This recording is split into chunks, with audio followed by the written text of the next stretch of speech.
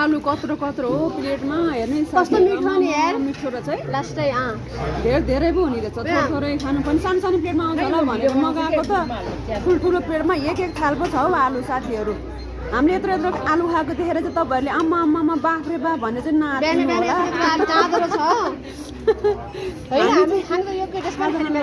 साथीहरू मन्दिर आएर खाजा खान लागे हाम्रो साथीहरू। तारा दिदी कस्तो छ? एकदम मिठो रमाइलो भयो एकदम रमाइलो है। यो चाहिँ जिउनलाई खाना होइन खानालाई ज्या जस्तो लाग्यो क्या मलाई यो आलु हेरेर चाहिँ।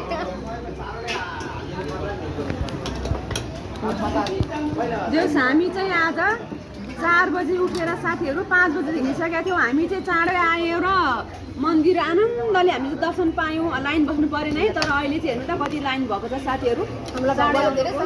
भगवान्ले साथ दिनुभएको क्या साथीहरू। हामी चाहिँ चाँडै आएर दर्शन मजाले गरेर भिडियो टिकटक बनाएर